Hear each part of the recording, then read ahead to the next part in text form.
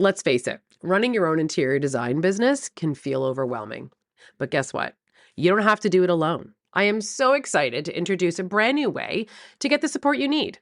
One-on-one mentorship with me, Laura Thornton, your interior design bestie.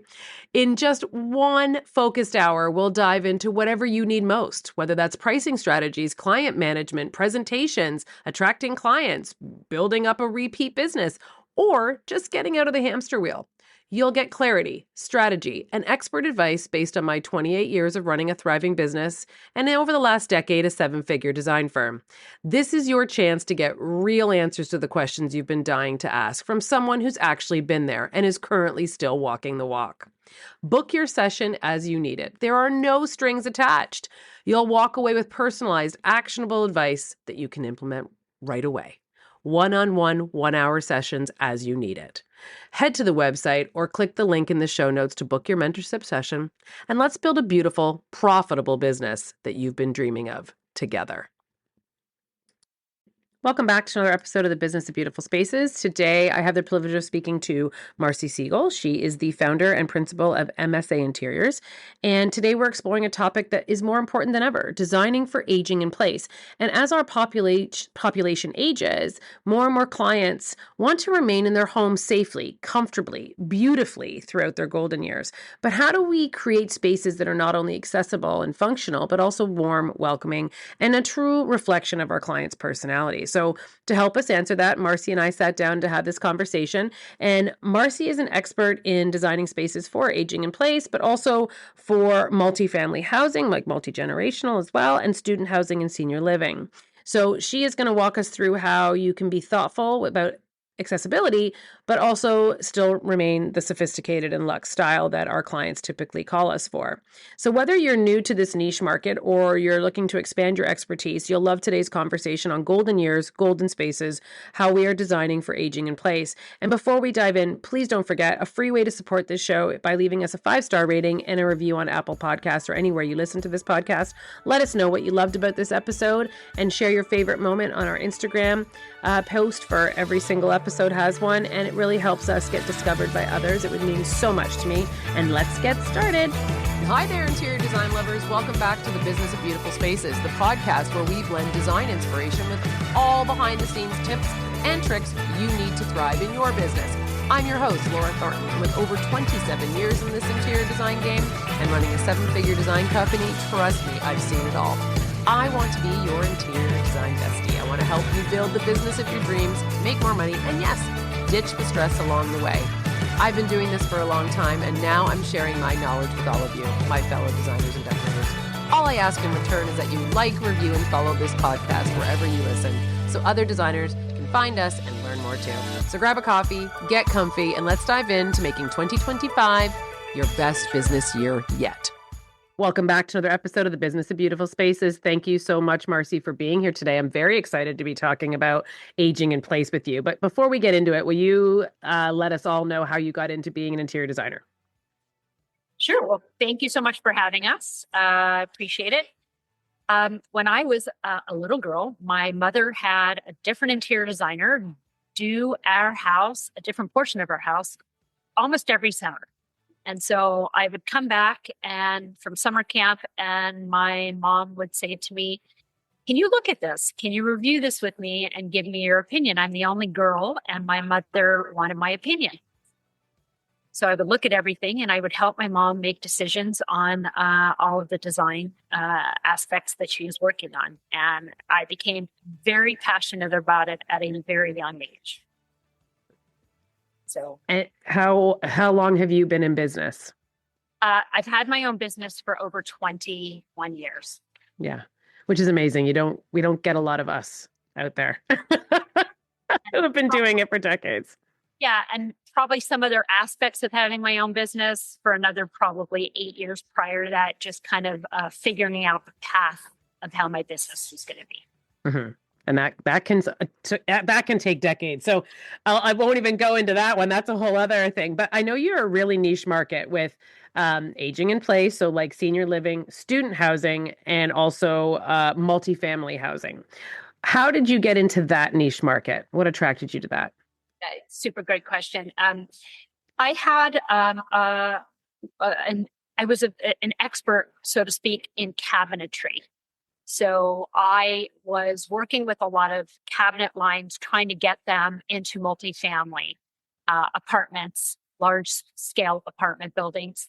And what I ended up doing was fine tuning how they were made and bringing the cost down and working with some different manufacturers to kind of get the price point right for multifamily. So while I was doing that, I met a very large development group. And the head of the firm was an architect by trade. And he asked me to come and redline all of their architectural drawings for cabinetry for some very large scale projects that they were doing. So I started working with him on that. And that kind of led into, hey, why don't you just work on our building and do the interior design? And I said, okay. I said, I might need some guidance. I've never worked on projects of this scale before. And he said, I'll work side by side with you. And I trust you. I feel like you have a really good instinct. And I, said, thank you. And I said, I really think I'm going to need guidance because I don't want to make a mistake. And I want to make sure I make you proud at the end. So we worked together for years. And he was very instrumental in me learning how to do space planning for large scale buildings. So we would come in and we would get the architectural sort of like framework. Back then we were using CAD. Now we use Revit. Everyone in here works in Revit. And we space plan all of these large scale buildings that we work on. And we give lots and lots of options to our clients. And we work with whoever their management group is. So the management group might have some specifics that they want. Like we might ask them a list of questions. How many leasing offices do you need? How many managers' office? How many back of house spaces? How many square feet do you think you might want in the fitness area? And then come up with some new and exciting amenities that we typically work on.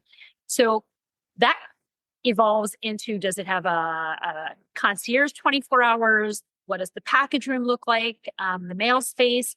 And that's another whole conversation because package rooms have now evolved into like these big spaces. They'd have to, right? Yeah. Amazon, the Yeah, influence of Amazon. Amazon locks, and then we have all these Yeah. locker systems, and then we have these new package rooms where you fob in and you get your package out. You get a little notification that you've received a package. Could be a bicycle, could be a TV. So we have to create these spaces, and we do everything from vendor rooms, so that we have like vending machines for like like pharmaceutical standards, like Band-Aids and like an ointment or specific types of things that you might need. So you might not have to run to the grocery store or to a pharmacy. That's typically what we add into a lot of new and exciting projects, and especially in senior projects. We add a lot of these sort of cool amenity things in, like maybe just a borrowing vending. So you can come in and borrow a tool, or a maker space where you can have like a place to do crafts and a place to, host a painting party, and all kinds of different events and things like that. It's wild because you don't think about a pack. I mean, you were starting to talk about package rooms. I was like, oh, mailroom. You mean a mailroom? And I thought maybe it was an American Canadian thing. But then as soon as you started talking, like, that makes perfect sense. I remember sending my son to university during COVID. And as you know, Canadians were locked down hard, especially Toronto. But my son went out of province and he was in Halifax. And so I couldn't go with him to move him into his first dorm and do all those things. So, of course, Amazon was our best friend. And he had to call me and say, Mom, I need you to stop sending packages. The mailroom is mad at me because you have filled and you're only allowed to leave your room 1 hour a day, and the stuff would come. And so anyway, as soon as you said it, I all of a sudden had this vision of his, university mailroom, which would have probably been built in the 50s, 60s, maybe the 70s if we're lucky, that did not accommodate the Amazon packaging or pillows or all the things. So that as soon as you said it, I saw this mountain of boxes, which of course makes perfect sense that people want bigger spaces and the security factor, which was fascinating. So I'm sure you could teach me all kinds of things about the larger spaces, but I will focus on the aging and the golden years. And there's this huge shift. I mean, baby boomers are one thing, but I don't know a lot of people who are looking forward to going into a home. And in fact, there's a whole generation where they feel like they're anti home where I think I would do really well there. Like I love organized. Like I feel like what I think it's going to skip a generation before we are all like, let's go to the home together. So if we have the shift of this big generational shift of baby boomers who are now, you know, getting closer to retirement or retired and want to stay in their home as long as possible, physically possible. Like I have clients who they are fit as a fiddle. There is nothing wrong with them, but they are planning ahead. And so they have asked for their bathroom to be retrofit to accommodate, God forbid, whatever happens in the future. Or if they also need a caregiver to be in the home with them, their bathroom now accommodates that caregiver.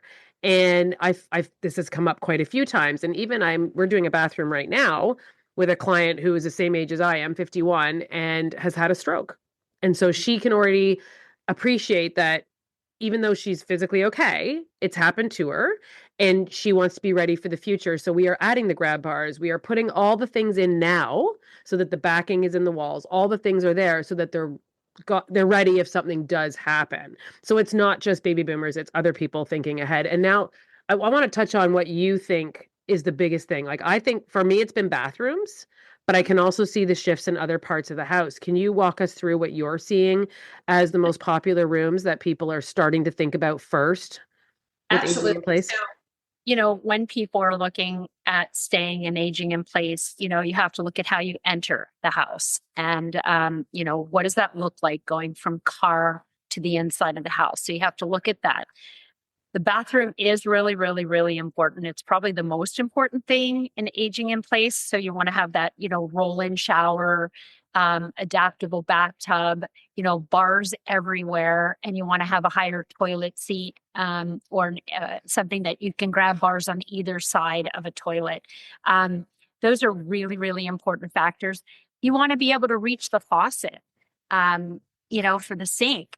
And the same thing in the kitchen. There's things that you can do to change things that are already in place for a non-adaptability, such as the hinges on the cabinetry could be taken off, and they could be pocketed doors. They just slide back vertically, and gives you that ability to pull a wheelchair in, or have the ability to pull your walker in. It just pulls you closer to the sink, and you can get a lower frame sink.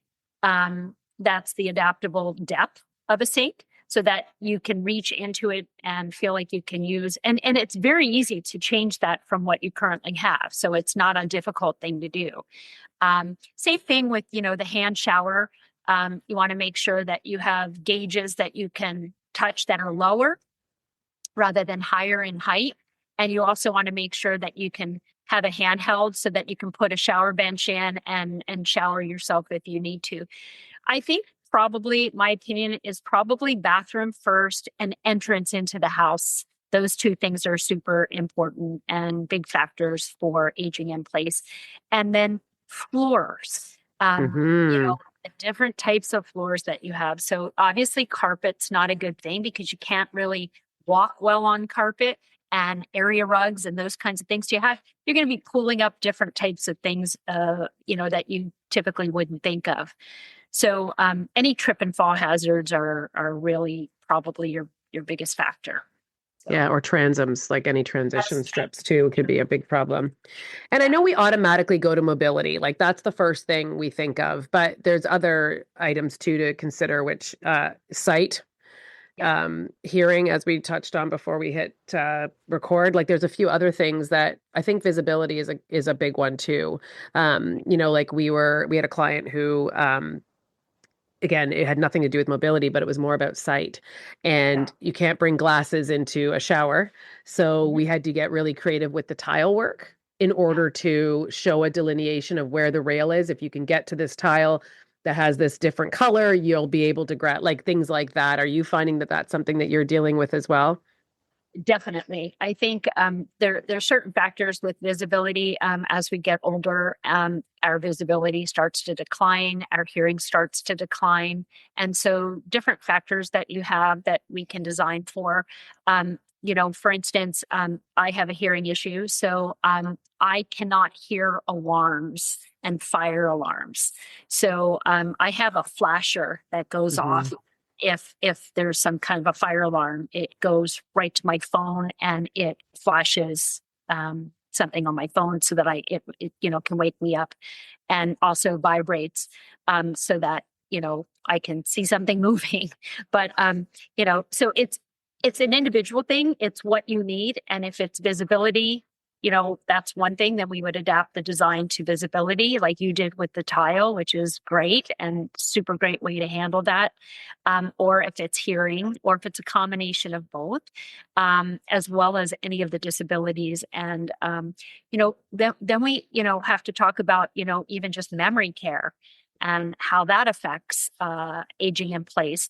You know, when you're going through the different stages of dementia or memory decline, there's different parts of the process that are scary, in terms of you can't really be near stairs, or you can't have doors that open from the inside. You have to have specific locks on them that could be a code, or or some fob or code or something of that nature, because you don't want the individual to be able to get out and wander. And so these are all factors that you have to keep in mind when you're designing to age in place, depending on what that particular person may or may not have. And I think that, I've dealt with Alzheimer's personally in my family, and you have to make some changes. You can't have faucets that turn on and off. You have to have a little switch that you put underneath that turns it off, so that they don't just keep playing with faucets and flood your house. So just small little things that you have to kind of think of that you don't normally think of on a daily basis. And again, it just depends on what that particular person may have in the future. Speaking of the Alzheimer's, we had clients of ours, great clients of ours, that were a multifamily, and the the father, he passed away from with Alzheimer's, but they had adapted and had gotten used to certain things because it was multi-generational. Well, now he passed away, they downsized, and we did their whole reno. And the first thing she said to me is, I don't want a gas oven, because she had learned he had left it on multiple times, even though, again, they're perfectly fine. It's preventative for the future. She wanted convection, but the convection requires a lot of electrical draw. So we had some electrical issues. So we figured that out. But now, since then, it's been something that's in my brain, because of course we went through this with her and she explained why, that I can't unthink it. You don't once you know, you know. And last week we had Lutron here at our studio, and they were talking about electrical and like all the I don't know if anyone, in case anyone doesn't know what Lutron is, look them up. They're one of the biggest electrical and pot light suppliers, switching supply. They are like the paramount leader of all things, right? Yeah. Like they are the goat when it comes to electrical. So they now have, which it's been a while, but again, I asked the question because we were talking about their newest launches. They now have the ability that if somebody is suffering or does have, you can hit a button that's like, good night, you go to bed, you hit night light out, and it'll ensure that that oven switch is off. Yeah. Like there are ways that, like, if it even is my mom and dad, God forbid, down the road, I can do it remotely on my app from a different place. Let's make sure that that is off. Or, like there are so many great tools now that are Oh yeah. coming out that you can start utilizing, which that was one of the first things I said, because I had this client, blah, blah, I told them the whole story. And I'm like, can you do this? And they said, yes. And I thought, that's huge. That's a big one that is going to get added to our template. And if we are doing aging in place projects, we keep templates of all the things to tell and offer our clients. I think that is a big one. Technology is actually helping. And I get that it's kind of counterintuitive, because typically anyone older isn't great with tech. But if it's simplistic enough or it's set up as a schedule, they don't even have to press a button. At 10 Well, o'clock, lights go out. best part is that another family member can get the app. Correct. So, for Correct. instance, I have, how many times have we forgotten to, shut our garages? Okay. Yeah. Yes. I live in the city, so you can't forget to close your garage. So I have another app that I can use, and I can see if my garage door's shut. Yeah. Or if I have, an Amazon delivery, I can open it for them and let them in to put the packages Right. and shut it again. And I can see them put it there and close it. Yeah. Same thing with, there's so many fantastic apps now. Other family members can use them to make sure that you're safe and make sure that things are, working the way they're supposed to. Yeah. So the cameras and monitors, even now with seniors, a lot of people are putting cameras up internally in their house to make sure that they understand that, there's so many things that they can do to keep safe, and have a family member keep an eyeball on them. So, And you can okay. communicate through them. We have them here in the office. And if, you know, mostly it's just to see what happens when we're not here. It's not to be checking up, but if we had to make a, hey, what's going on? We can do that too. Right. But yeah, it's amazing what these apps are able to do, cameras are able to do. And I know we've touched on a lot of the construction, like making sure that you've got, the all the right plywood in the walls till if someone does grab a grab bar, they're not pulling the drywall off and it's useless. But Oh, I yeah. think the other thing we need to touch on is the furniture. So it's not it's not just the construction end of it, but also furniture and we customize all our furniture in general, but more specifically for anyone that's aging in place or hip issues or like I had mentioned before, my father has Parkinson's. So as that progresses, his needs change. And so it's very hard for him he also broke his back at one point. And so he has a rod in his back that means that it's hard for him to get up in a fluid motion. So now you add that to Parkinson's and he has a tendency to stumble backwards. So we had to have furniture made that allowed him to get out of the chairs and the sofas and all the things a lot easier. Or we put arms onto our dining room chairs so that, if he tends to lean over, he won't fall out of the chair. So there's all these items within the house that you can also change that help anyone aging in place. I'm wondering if you have any tricks up your sleeve for some of those some of those items. We do, because not only do we do senior living, but we also do hospitals. And Mm, so hospitals automatically use a lot of what I would call specific fabrics that are yes. wipeable and antimicrobial, and there's a whole long list. Um, but when we do aging in place in a particular person's home, we have those remote types of chairs that can lift you completely up to a vertical standing position. So that would be good for someone with Parkinson's or someone that has, problems with their legs. That can help them get to a full upright position. Those chairs are fantastic now.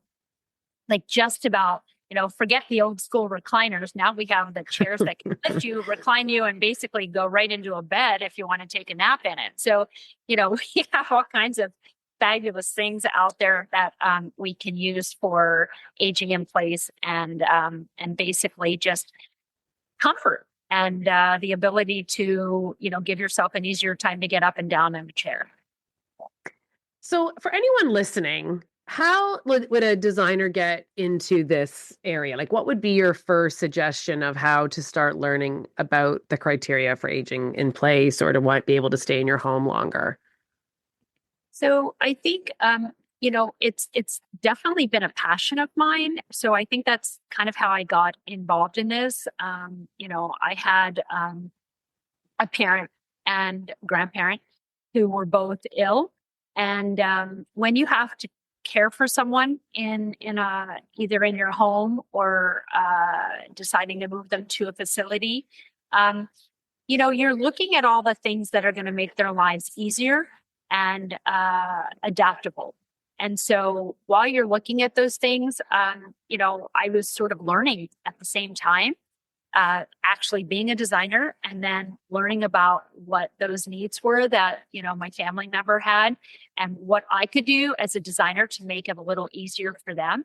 So I learned a lot because I had to at the time, and it just became a passion of mine, to be honest. And I've worked with a lot of other people and trying to help them understand what their needs are and what might be best for them in making decisions of caring for someone either at home or deciding to put them into an assisted living. And again, a lot of people move into assisted living or because they realized that you have to be in the assisted living portion of it in order to get to the memory care portion of it. They don't just take you directly into memory care. So you have to make a big family decision at that point. And a lot of people like being in just independent living, which then goes to assisted living because they want the socialization aspect. They're lonely and they want to be around other people their age. They want to have activities every day where they're already scheduled. So that's very appealing to a lot of people, in the boomer category. And they want to be able to have, 20, 30 activities a day that they can pick from and go to the dining room for breakfast, lunch, and dinner, and even happy hour with a group of people that they don't have to seek out. They're already there. So those kinds of things are like super important because the popularity of being in a home, it's got a lot of negativity, but it also has a lot of like great socialization that people really like. Hmm. Great meals. You don't have to cook your meal. Someone else's. You get to choose what you want every day, like you're going to a restaurant for every single meal. It's kind of fun. So So you're saying that, and I'm having memories of my dad's mom, my grandmother, my nana. Like really, quite frankly, she was depressed. I just don't think the verbiage was there at the time, and that's not something you discuss in an Irish family. But that must have been the case. She'd been by herself a long time. My grandfather had died many decades before that, and she finally agreed to go to a home. And then she was living her best life. She was so busy that she didn't have time to talk to you. She had to get to her bingo, or she had to get to the she was just like, lived happily the last years of her life because she was able to be out and chatting and wasn't stuck in the two rooms of the lower part of the house because she couldn't do the stairs anymore or couldn't get to the. So I agree. I think there is a stigma, unfortunately, but once people get there, some people have really great experiences, and you hope that for everybody. But if we can help people stay in their homes longer, I could see the attraction to that too, for sure. And I know you learned by experience. I have learned by experience, but I've noticed in the last 3 or 4 years that there's a big shift and there's a lot more information. Like I went to the Las Vegas, the KBIS show. And I went with that goal to look for the aging in place items. And my goodness, have they come a long way. Like the grab bars, like all the things that go into a bathroom are so design forward. And quite frankly, like they're pretty sexy. Like they match, they come in the gold. They're not just the brushed stainless oh no, hospital looking not items anymore. bulbous kind of like handicap bars anymore. Now you Exactly. all the same sort of finishes and appliance handles that you get, the fancy. Yes. And they're slick. They look really good. Yeah. So if anyone's That's listening come and a long think, way, but oh, I don't want to do us, that, you can. Because they're good looking and the etch it, like the way that they've done anyway, I definitely educate yourself and take a look at some of the websites because they have come a long way. They've really gotten sassy and fresh, and you would never even, you don't think like hospital, like when you see them, as I said that in air quotes, but only Marcy can see me. Yeah. So, and right? I've also, like, again, I mean, I think we all think of the hospital looking items, right? The toilet extensions, the bathtub chairs. There are some things you're not going to get away from, but as a whole, if people are starting to even think about small changes during a renovation that you're able to adapt and offer as a designer, regardless if they are thinking about aging in place, I do think it's something that people can add to their checklist. Like you could say, do you want to plan to have the plywood back there for 10, 15, 20 years? Or if, your mothers and fathers are aging and they come to stay, would you like for us? Like it's something you could offer as a designer to your clients. Such a good point. I said, if you're building or renovating a house, there's almost no reason why on a first level that you wouldn't put that in. Right. So you should make a full bath on the first level and a bedroom, whether it's going to be a den for 15 years and then plan for the future of it being a bedroom with a full bathroom attached to it so that you do have the ability to age in place. And or people don't realize lots of people get injured at younger ages, like even if you've broken a leg or you've had some kind of an accident or something happened to you at a younger age, the stairs are not your best friend. And so, I've broken my ankle before, and I have a vertical 4-story house. not exactly the easiest thing to maneuver when you've got, a broken ankle.